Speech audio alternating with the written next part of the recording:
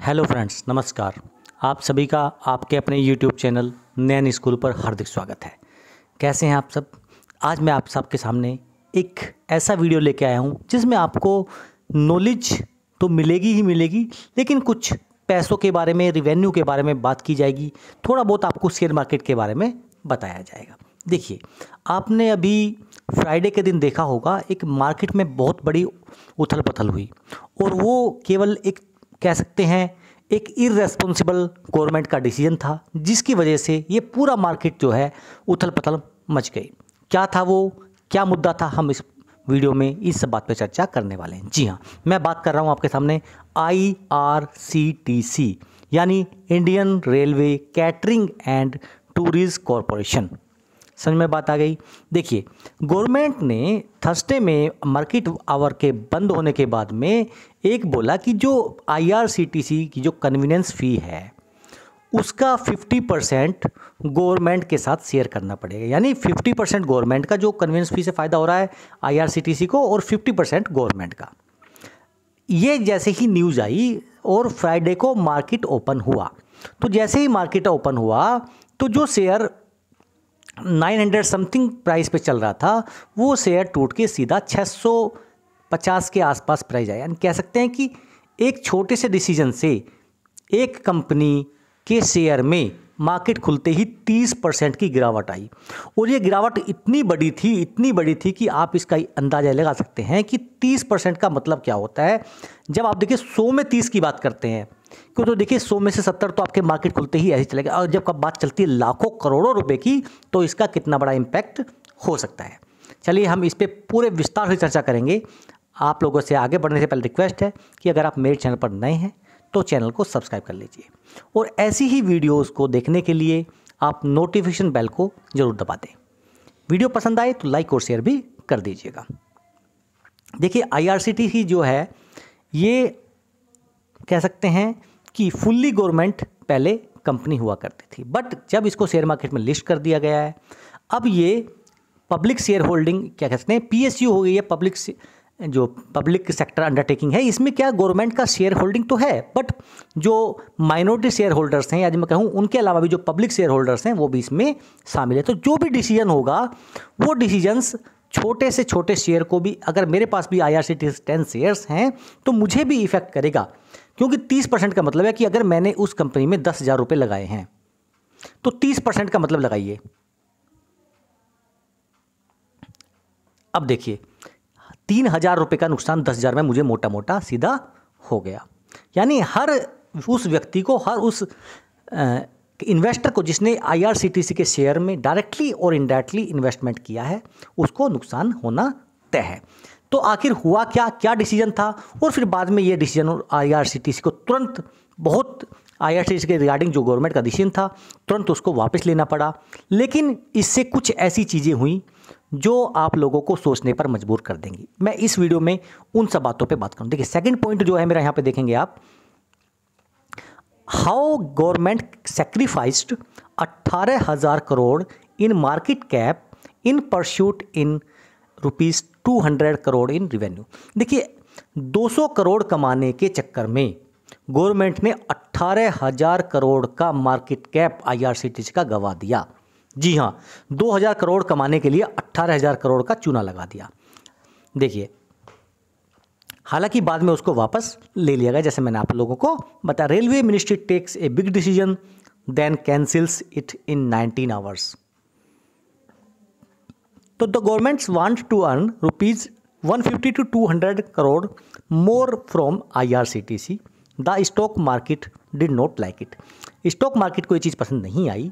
IRCTC share जो था, यहाँ पे जो दिखाया जा रहा है आपको, 25% नहीं, एक बार में देखा गया था तो 29% के आसपास ये शेयर गिर गया था। 650 के आसपास आप यहाँ पे देखेंगे तो इस शेयर का प्राइस आ चुका था। 900 का शेयर जो है 600 पे मिल रहा था। In the process the company lost around 18,000 crore of market cap overnight just in a jiffy. तो जिफी मतलब क्या है, इस जल्दबाजी के कदम की वजह से इस कंपनी का 18,000 करोड़ का नुकसान हो गया।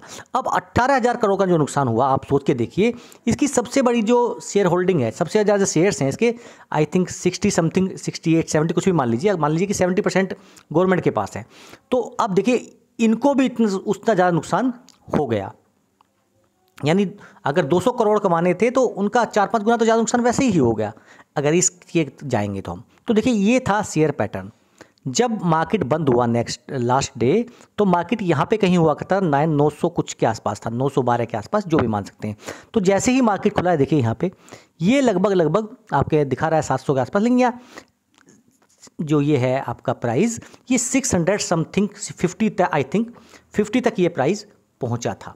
बाद में हालांकि जब गवर्नमेंट ने डिसीजन वापस लिया तो देखेंगे यहाँ से ये प्राइस बढ़ता हुआ आया और बाद में ओवरऑल 842 पर बंद हुआ, यानी फिर भी 7-8% के आसपास गिर के ये बंद हुआ। बट कॉन्सेप्ट ये है, कहने की बात ये है कि आखिर इतना जल्दी में डिसीजन क्यों लिया गया, कि अभी डिसीजन लिया, क्योंकि गवर्नमेंट का कोई भी डिसीजन होता है उसके पीछे एक पॉलिसी होती है, बाकायदा सर्वे किया जाता है उन चीज़ों। अगर नहीं किया गया तो क्यों नहीं किया गया, और अगर किया गया था तो डिसीजन वापस क्यों लिया गया विद इन 19 आवर्स। तो ये एक बहुत बड़ा यहाँ पर सवाल उठता होता है। देखिए जो इसका मार्केट कैप अभी दिखाया जा रहा है आपके सामने, ये है 67.67 ट्रिलियन करोड़। देखिए इसको बोला जा रहा है कि 67 करोड़ का जो इसका मार्केट कैप है, 67,000 करोड़ का, ये 1 लाख करोड़ के आसपास हो गया था अभी कुछ दिन पहले। तो जैसे धीरे धीरे मार्केट गिरा तो उसका इतना इफेक्ट यहाँ पे आप देख सकते हैं। तो देखिए जो दीपम है, दीपम क्या है, department of investment and public asset management under the ministry of finance है।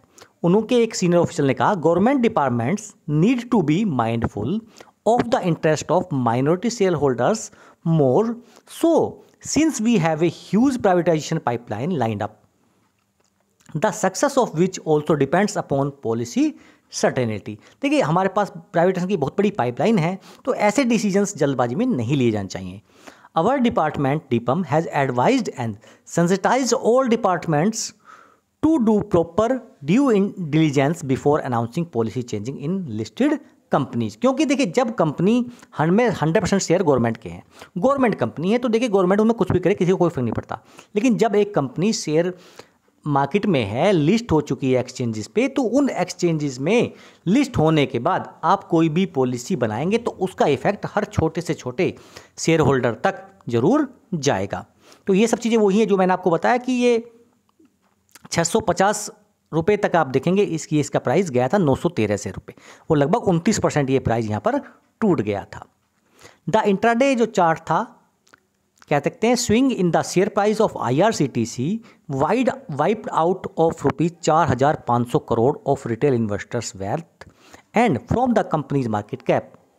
4,500 करोड़ का रिटेल इन्वेस्टर्स का जो पैसा था वो कह सकते हैं वहाँ पर बह गया, डूब गया। अब हम बात करना चाहते हैं कि भाई जो बात चल रही है IRCTC कन्वीनियंस फ़ी की, तो कन्वीनियंस फ़ी है क्या और कैसे लगता है। तो देखिए कन्वीनियंस फ़ी क्या, आप सब लोगों ने ऑनलाइन टिकट रेलवे का ज़रूर बुक किया होगा IRCTC की साइट से जाके। तो कन्वीनियंस फ़ी जो है IRCTC जो चार्ज करता है as a form of service fee from users. आप अपना स्कूटर बाइक उठाएंगे, अपनी गाड़ी उठाएंगे, आप रेलवे स्टेशन जाएंगे, वहाँ पे लाइन में लगेंगे, फिर वहाँ पे टिकट कराएंगे, इन सब चीज़ों की आपको एक सुविधा देने के लिए कन्वीनियंस फ़ी डाली जाती है यहाँ पर कि भाई आप कहीं नहीं, अपने घर बैठे बैठे IRCTC साइट का प्रयोग कर रहे हैं, आप टिकट बुक कर रहे हैं अपना इंटरनेट बैंक के थ्रू।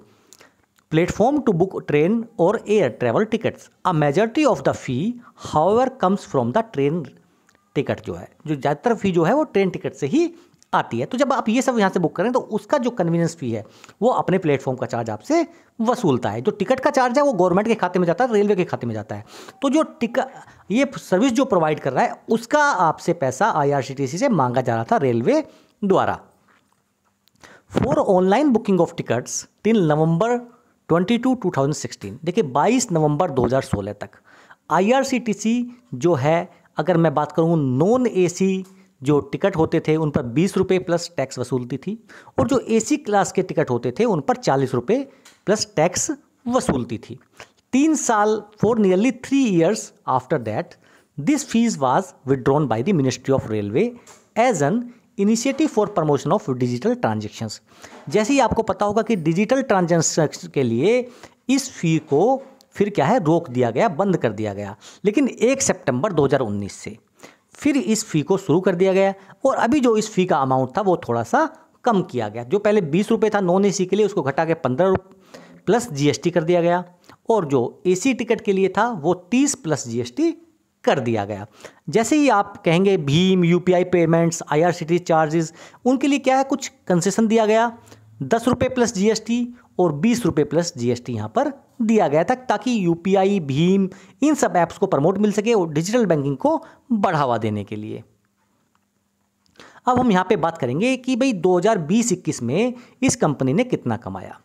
देखिए 2020-21 में जो आईआरसीटीसी की टिकट बुकिंग थी वो ड्रॉप हुई 43%, और कन्वीनियंस जो फ़ी कलेक्शन होता था उसमें भी काफ़ी गिरावट देखी गई, और जो गिरावट थी वो लगभग उनको केवल कन्वीनियंस फीस से 300 करोड़ रुपए का बेनिफिट हुआ, केवल कन्वीनियंस फी से।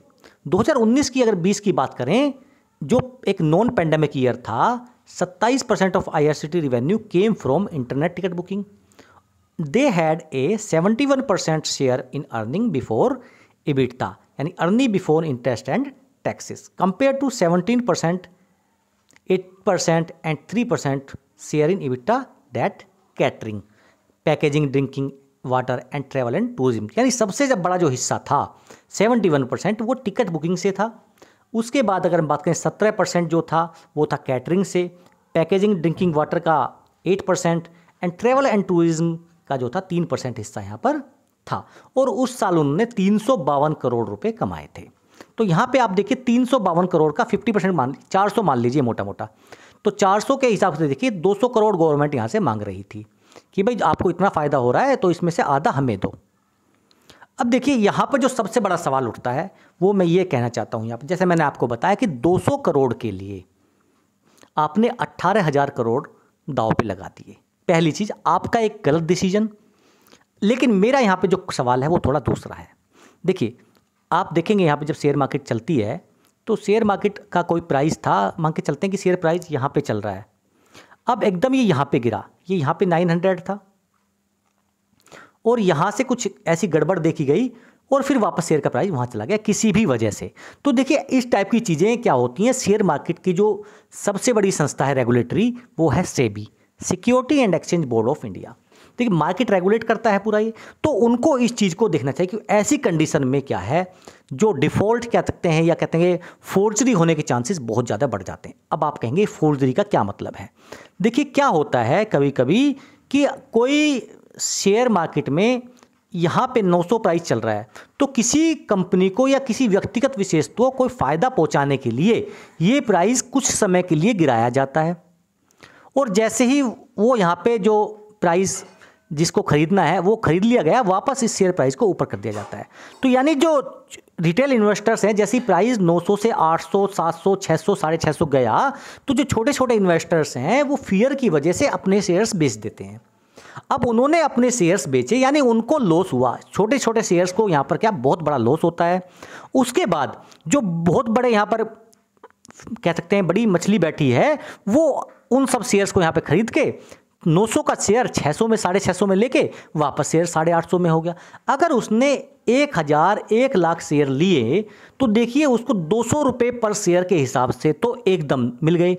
वो 2 दिन बाद 4 दिन बाद इस पैसे को निकाल लेगा, यानी उसको फ़ायदा पहुंचाने के लिए ये चीज़ें की जाती हैं। तो आप कह सकते हैं कि इसका इफ़ेक्ट सेबी को एक तरह से इसके बारे में भी सोचना चाहिए, जो शेयर होल्ड पैटर्न था कि इतनी जल्दबाजी क्या थी ये डिसीजन लाने के लिए, तो इस पर एक इंक्वायरी जरूर होनी बनती है।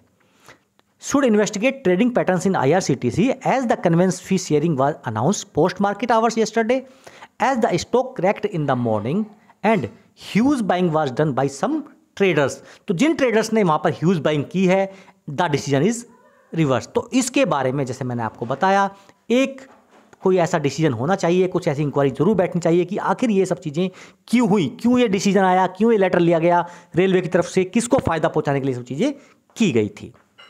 The convenience fee that IRCTC charges the user of its internet platform to book train और एयर टिकट, जैसे मैंने आपको बता दिया। तो ये सब चीज़ें क्या है, IRCTC सर्विस ऑफर करता है हमें। और ये आपको ऑलरेडी पता है कि भाई 2016 में इन्होंने स्टॉप किया था, फिर 2019 से वापस शुरू किया, ये मैं ऑलरेडी बता चुका हूँ। On Friday, senior railway ministry officials had told to Indian Express that the timing of the decision subsequently withdrawn was not right. The sources said that as a consequence of the decision, the government would have got only 120 crore this financial year and 250 crore next financial year, according to the IRCTC business projections. तो IRCTC has been arguing, भाई हम जो दे रहे हैं, हम UPI के through, उनके through क्या डिस्काउंट देते हैं जो पैसा हमें प्राप्त होता है। अगर हम गवर्नमेंट को दे देंगे तो वो डिस्काउंट हम नहीं दे पाएंगे। तो उनका पॉइंट ये है, हालांकि ये डिसीजन जो है विड्रॉ कर लिया गया है रेलवे मिनिस्ट्री के द्वारा, डिपम के द्वारा जो है उनको ऑलरेडी गाइड कर दिया गया कि कोई भी डिसीजन जल्दबाजी में ना लें, कोई भी पॉलिसी। क्योंकि देखिए, जब आप एक माइनॉरिटी शेयर होल्डर्स को यहाँ पर डुबा के एक बड़े आदमी को बढ़ाना चाहते हैं, तो इस चीज़ की सेबी को इंक्वायरी जरूर करनी चाहिए। तो देखिए, मेरा सबसे बड़ा कॉन्सेप्ट यहाँ पे यही कहता है कि सेबी को इसके ऊपर एक इंक्वायरी जरूर बैठानी चाहिए। आप लोगों का क्या मानना है ज़रूर बताइए कमेंट बॉक्स में। फिर मिलेंगे आपसे। जय हिंद, जय भारत।